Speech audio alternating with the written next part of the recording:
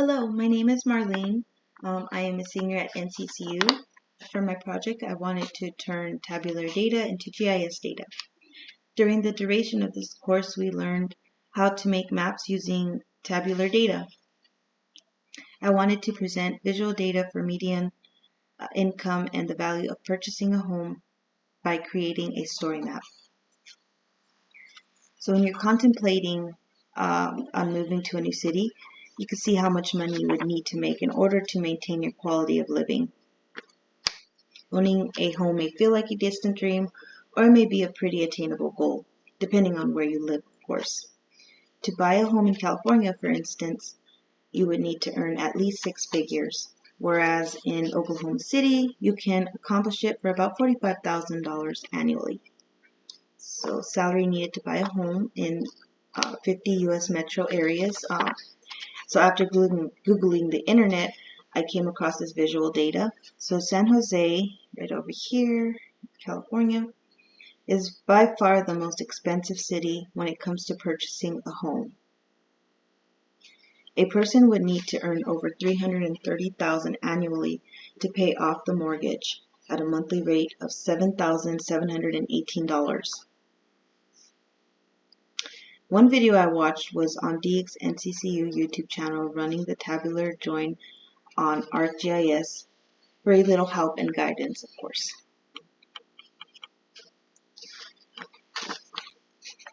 So one thing I did was follow along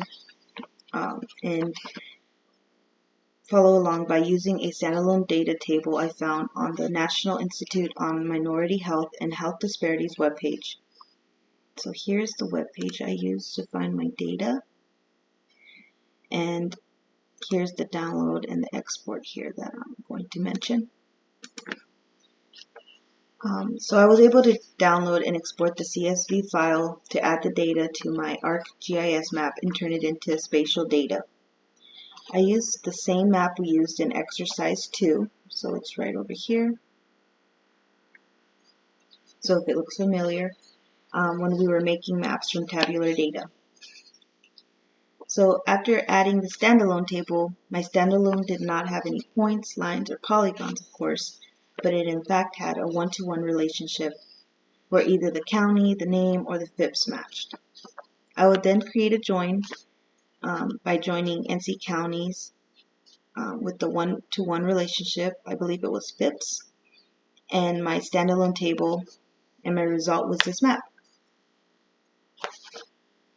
So after I created my map, I would then log into the arcgis.com, and I would then search the living atlas. So here's my result of that.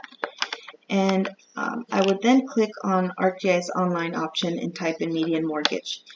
And my first item would appear as, I believe it was called Esri demographics it was under. That is when I would add the interactive map. So it would be easier to find both income and home value visually. So for example, I do live in Onslow County. So let me go ahead and here's Onslow. And here it will show you the median home value and the median household income. Okay. At some point, I came across this really cool interactive map on the National Low Income Housing Coalition. So you can see here, I did add in the interactive map, the link to the interactive map, I'm sorry. And you can see here, if you point to a state, it will show you what the rank in housing wages, the amount you need to make to afford a 2-bedroom rental home, and if you were to work at minimum wage, which here in North Carolina, the minimum wage is $7.25 an hour, how many hours at that rate you would need to work per week to afford that 2-bedroom rental home. So let's go here and go back to my page here.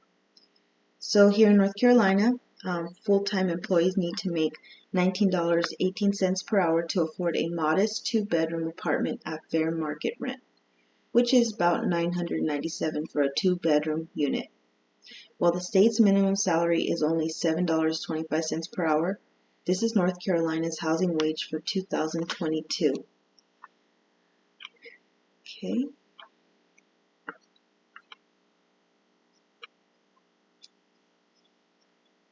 So that number comes from the National Low Income Housing Coalition 2022 out of reach report, and the purpose is to bring awareness to the issue that rent is out of reach to many low income workers across the country.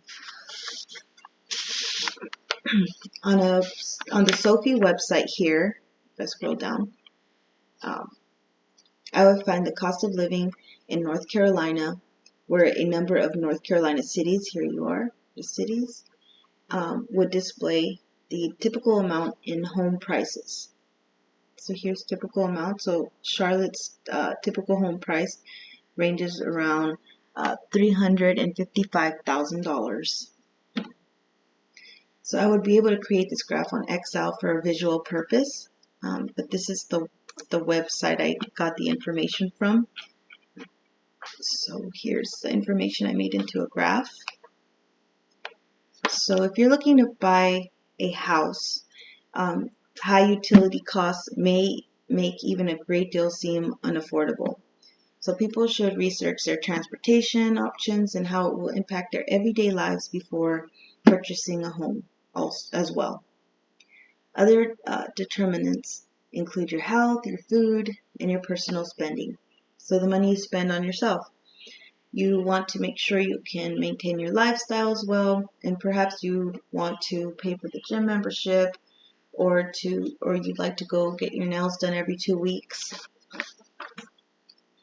So the last thing I came across was this visual interactive map on the North Carolina social determinants of health by regions.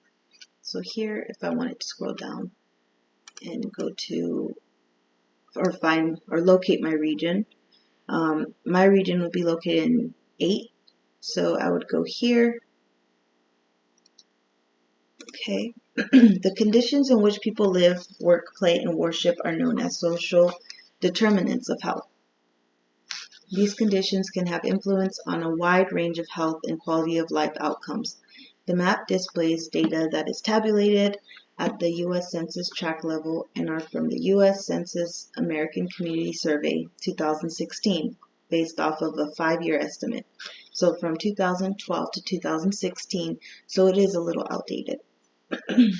Use the tabs to, over here, you can use these tabs to select a region and then scroll on the left of the storyboard here to see all of the indicators, the graphs, the maps, and each map is also interactive. So you'll be able to display a pop-up with values for the indicator when clicked on. So here, we'll scroll down. Here's median household income. So because I was in region 8, it only highlighted region 8, and then I can click on, let's see here, I'll click on here, and here's Onslow, and here it's showing the median household income is $47,782. But this was, like I said, a little outdated, so this is not the most recent or accurate. So in conclusion, North Carolina's statistics are startling. It is common knowledge that living on the minimum wage is difficult. It is intolerable to think that you would need to work more than 2 full-time jobs at minimum wage in order to pay your rent. This concludes my presentation. Thank you.